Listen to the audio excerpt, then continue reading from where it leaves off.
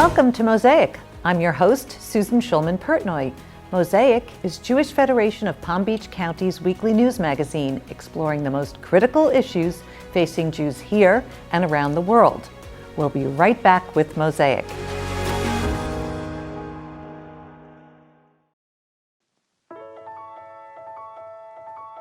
You are the book that lights the spark and the hand that passes the torch, the fuel that powers the change that betters the world across town, across oceans, the hand that soothes the spirit that survived the unthinkable. You are there in the darkest of times to strengthen our community. Did you know that Mosaic is 100% supported by community members like you? Contribute now to empower us to keep bringing Mosaic to our community. Email mosaic@jewishpalmbeach.org or call 561-242-6646 to let us know that we can count on your support. Special thanks goes to these generous individuals and corporate partners who have supported the show this season.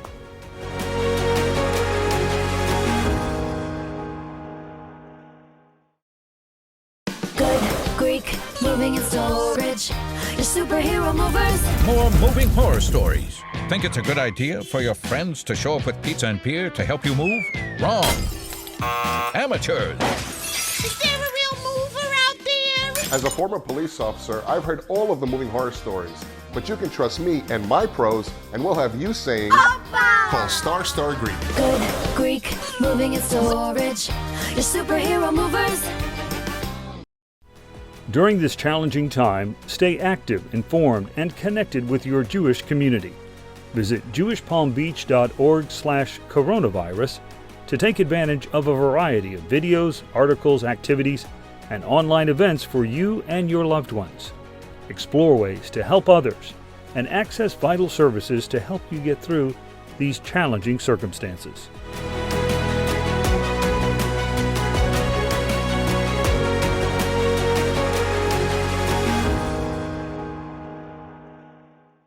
Morse Life Memory Care is making a difference in the lives of our residents with innovative programs that offer them a more rewarding future. Our goal is to give our residents more time. Time for programs that help cognition, for favorite foods in our open kitchen any time of day, for fun with new friends, and time for family, free from care and worry. Most importantly, for the compassion and dignity they deserve. It's a beautiful day here in South Florida, so we've decided to interview our guest outside. We're here with Benji Lovitt, a comedian from Israel. Benji, welcome to Mosaic. Nice to be here. It's an okay day. It's not beautiful. Oh, I think it's gorgeous. It's all right. It's gorgeous.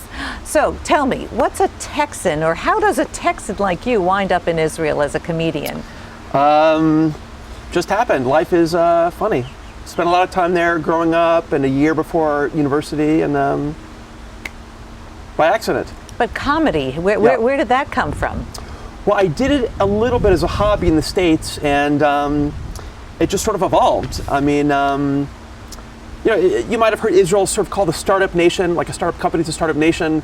And, people often don't take the traditional tracks there. Here in America, things are much more like, I'm a doctor, I'm a lawyer, and there's a lot of, people blazing their own trail, so it just sort of evolved. So I know you had to move there and learn the language. How did you find your material? It is not hard. When you're an immigrant and a fish out of water, everything is new, everything is different. It's probably easiest for the immigrants to come up with material everywhere, here too. Well, can you give us an example of how you learned some of your Hebrew and what you did? Well, I laugh because, it's harder than you think to learn a language, especially as an adult, especially in the 21st century where, everyone's got Netflix and watches, I listen to why would I learn Hebrew when I can listen to, ESPN podcasts? It's a different world now, and it's, I work in English, I'm self-employed, it's, when I moved there, I said, I'm not going to be one of those Americans who only hangs out with other Americans. Oh, yes, I am. Yeah. My friends are expats. They are. But how did you learn to incorporate Israeli culture into your humor? It's easy. I mean, that's what's everywhere. My audience are, at first they were other immigrants or other Americans, and now I've been there long enough where I can make Israelis laugh. There's so many comedians on Netflix. I watched a guy recently, Ronnie Chang. I think he started on The Daily Show. He's hilarious. He's from maybe Malaysia, and he can make fun of this country because he's not from here. He sees, like Trevor Noah, he sees things that we don't see. Because, it's like they say a fish doesn't know it's in water.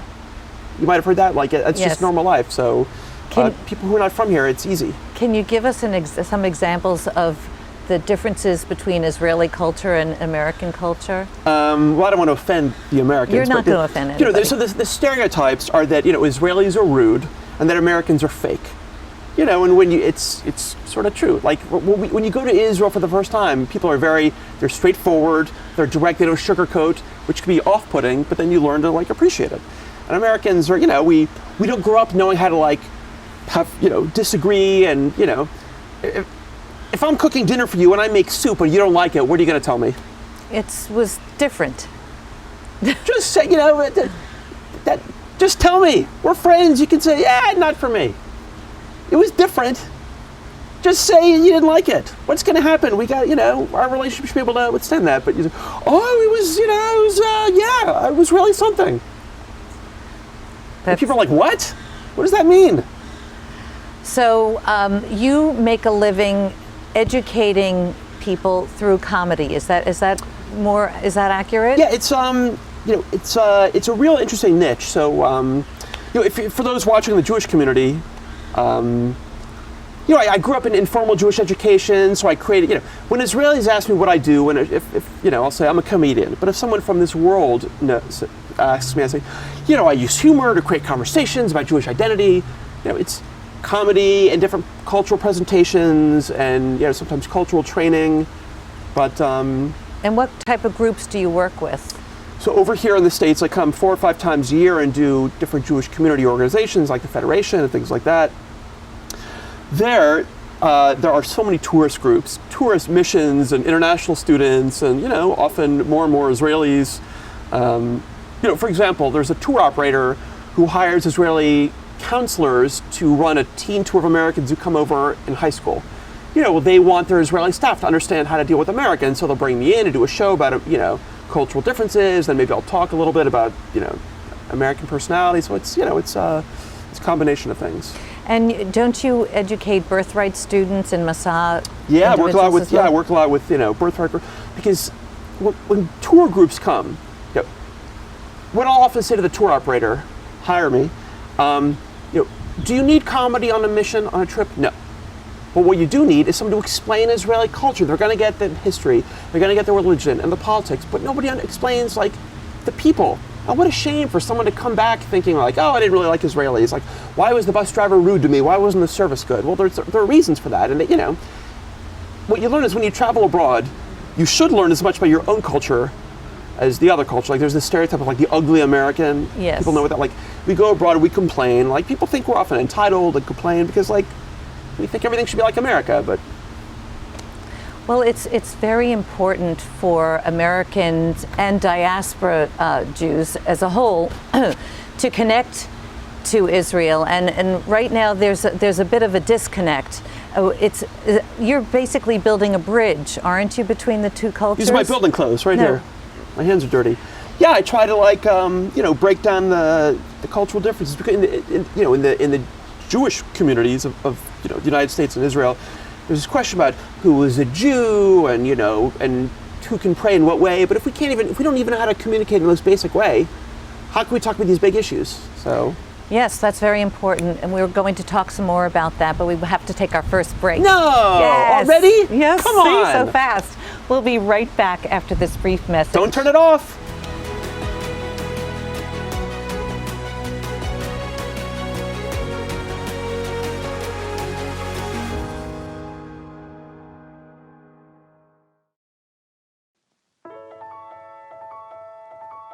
You are the book that lights the spark and the hand that passes the torch, the fuel that powers the change that betters the world, across town, across oceans, the hand that soothes the spirit that survived the unthinkable. You are there in the darkest of times to strengthen our community. What's the best kept secret in new cars? It's that you can get a brand new Mini at Braman Mini Palm Beach for under $21,000, which includes free maintenance for 3 years. No kidding. Plus, free membership to the Fun Mini Club of South Florida for road trips and autocross, and even more with club room social events. Mini is more than just driving. It's about having fun with the Braman Mini community. Learn about Braman Mini at BramanMini.com. Minis for under $21,000, free maintenance, Mini Club, and Club Braman benefits. It's a no-brainer. Braman Mini is the right choice. We'd like to extend a special thanks to the dedicated professionals at Jewish Federation of Palm Beach County, its partner agencies, and synagogues. Together, these committed individuals are caring for those in need and keeping people connected to Jewish life. Wishing these incredible professionals and you a happy, healthy Passover.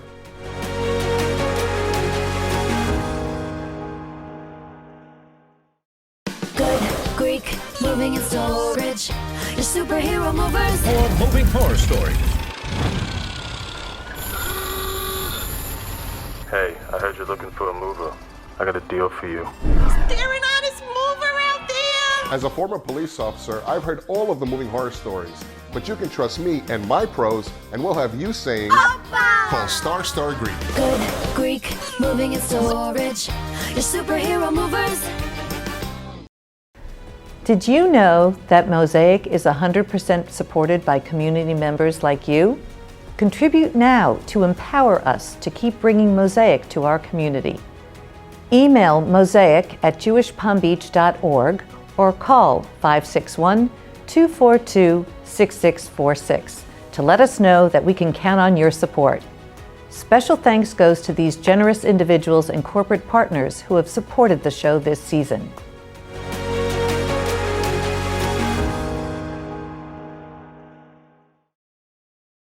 What makes a Texan like you? We're back chatting with Benji Lovitt. Benji, where does the bulk of your material come from?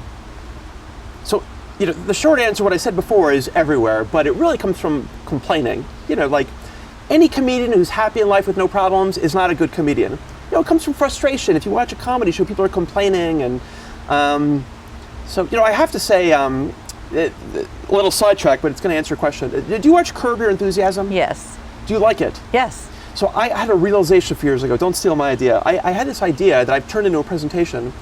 The narrative is, oh, Larry David's so obnoxious, but I'm watching a show of his, and I realize, in some ways, he's very Israeli. Half the disputes he gets involved in is the other person being nuts about these ridiculous etiquette rules which come from nothing, and he's like, why? That makes no sense. So I found myself sort of obsessed with human behavior, why people do things. So I like to sort of unpack little minutia.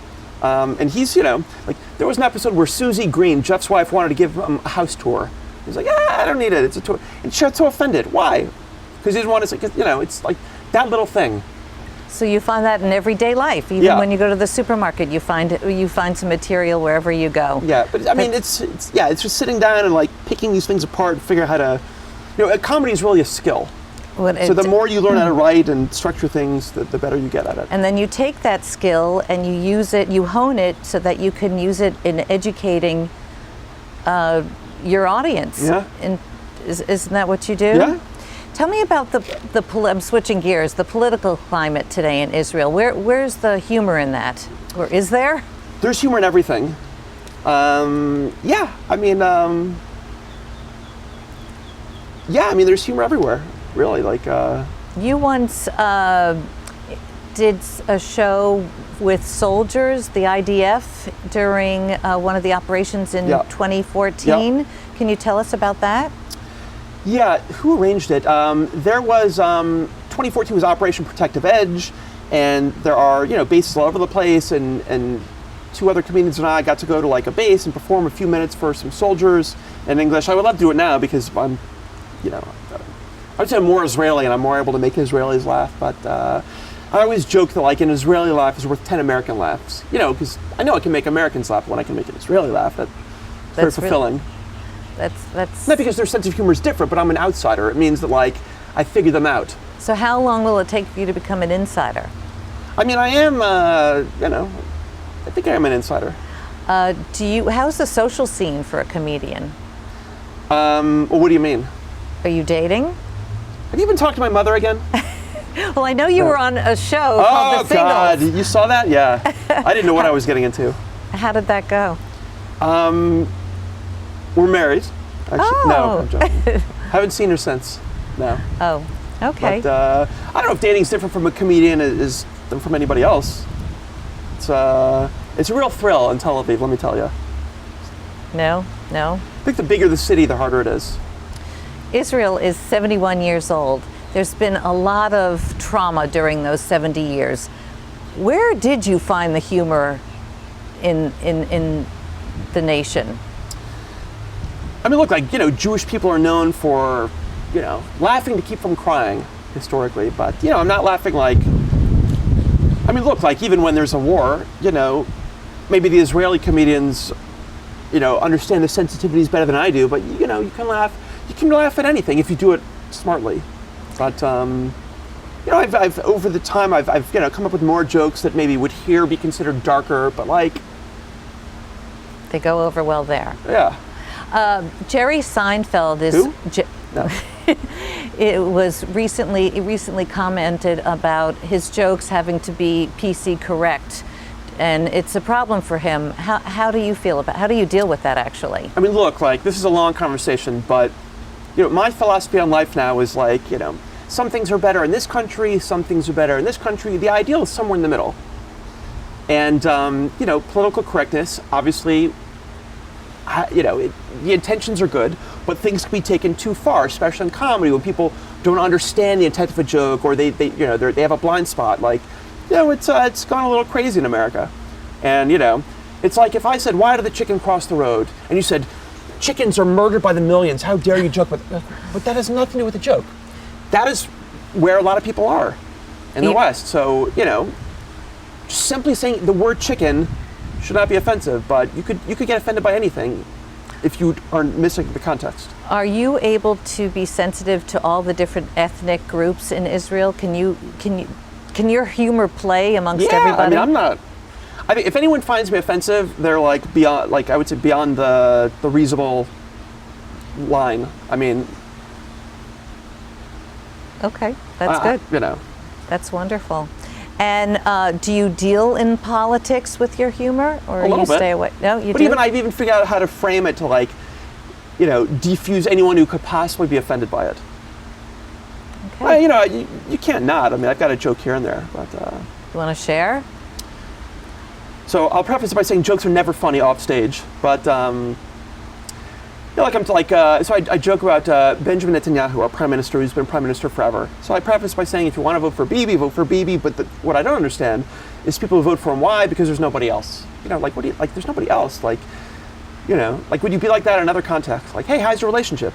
It's awful. I don't like her. She doesn't like me. I don't know what she stands for. She's under investigation. Why don't you break up with her? There's nobody else. Like, it's. On that note, we have to take our final break. Again? We'll be right back after this message.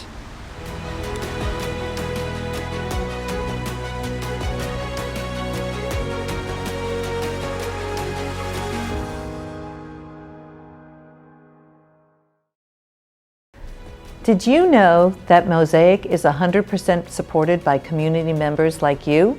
Contribute now to empower us to keep bringing Mosaic to our community.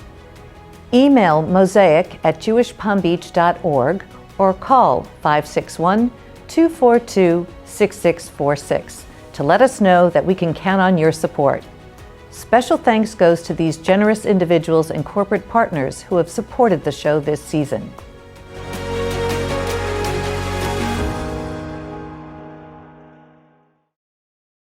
The Live-In Palace at Morse Life is leasing luxury residences for ages 65 plus, offering more than first-class amenities and white glove service. Life at the Palace is like life aboard a luxury cruise ship with more things to enjoy life now. More fabulous food, more fun, more friends, more family, more freedom, more future.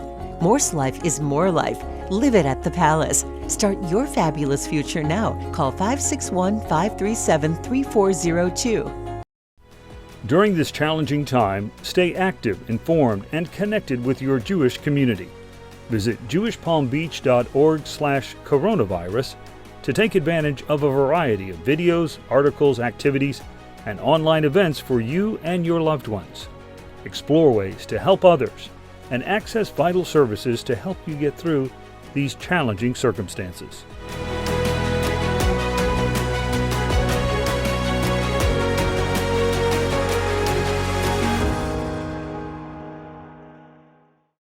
What's the best kept secret in new cars? It's that you can get a brand new Mini at Bremen Mini Palm Beach for under $21,000, which includes free maintenance for 3 years. No kidding. Plus, free membership to the fun Mini Club of South Florida for road trips and autocross, and even more with club rooms social events. Mini is more than just driving. It's about having fun with the Bremen Mini community. Learn about Bremen Mini at bremenmini.com. Minis for under $21,000, free maintenance, Mini Club, and Club Bremen benefits. It's a no-brainer. Bremen Mini is the right choice.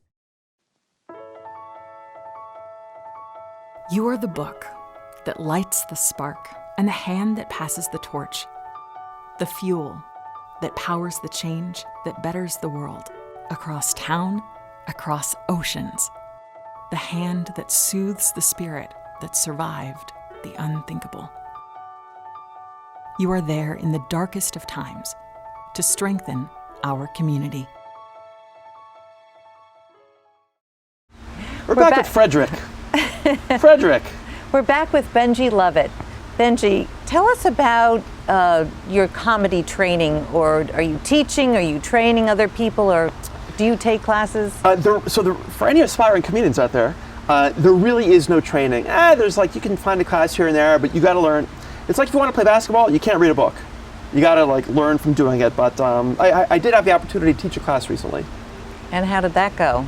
I failed. No, I probably learned more than the students did. It was it's not an easy thing to teach, and I had to actually prepare a lot, and I learned a lot myself. Well, I'm thinking about it. How would one teach comedy? I would think it's from inside. Well, going back to my experience with Jewish informal education, I have a lot of facilitation and teaching experience, so it was easy to put together a structure. But there's a couple of famous comedy writing books which I bought 20 years ago and never opened, and I sort of reviewed one of them and I made notes and learned, that's a good idea, I should do that. And does most of your comedy come from your own experiences? Is that the most successful comedy of any comedian? Yeah, that's why if someone ever comes up and says, let me tell you a joke, every comedian wants to be like, get the hell away from it. It's the most, Jerry Seinfeld couldn't do Eddie Murphy's material. It has to come from you. Well, a popular show is The Marvelous Mrs. Maisel. Yeah. I don't know if you're familiar with it, and she's great with the genre, and she bases her entire comedy off of whatever's happening in her household at the time. Yeah, it can't come from somewhere else. Yeah, it's really something. I just want to touch base a little bit about young Jewish adults and what's going on in Israel and the diaspora in terms of being able to educate them on the importance of having the connection with Israel. And what in your work do you do to foster that? Well, it's interesting. So my last job before I moved to Israel was working for Young Judea. It was my youth movement that I grew up in and summer camp, and I helped run the teen programs to bring teenagers over. So the best thing you can do is just visit. And if anyone hasn't been, visit. Christian, Muslim, Jewish, whatever, come visit.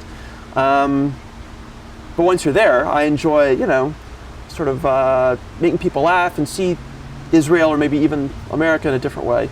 Coronavirus is on everybody's mind. Can you tell us how you're dealing with that in comedy? I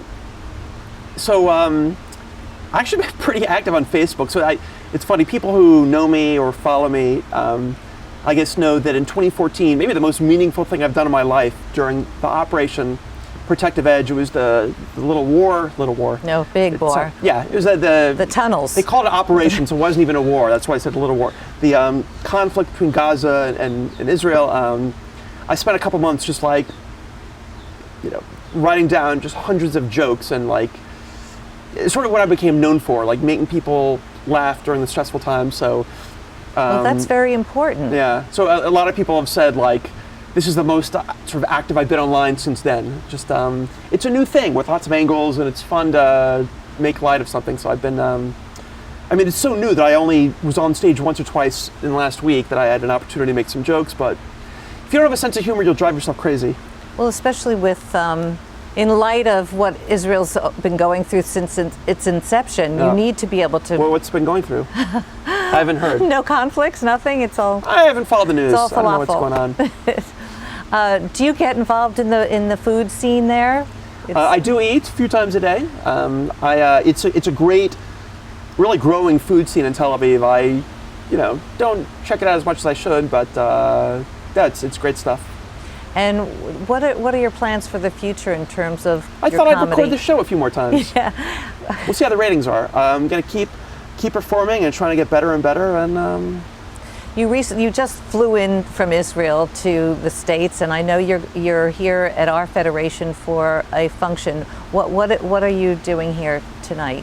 Well, it won't be as fun as this show. I'm sure not. This is a riot. So it's a life and legacy event. I think it's to recognize donors who've helped, invest in the future. So I'm going to perform at the event and make them laugh a little bit about what they're doing and bring some fun. Well, we look forward to enjoying you. And thank you so much for joining us. It was a pleasure. Thank you. Mosaic is brought to you by these generous sponsors and underwriters. Learn how you can support Mosaic by visiting jewishpalmbeach.org/mosaic.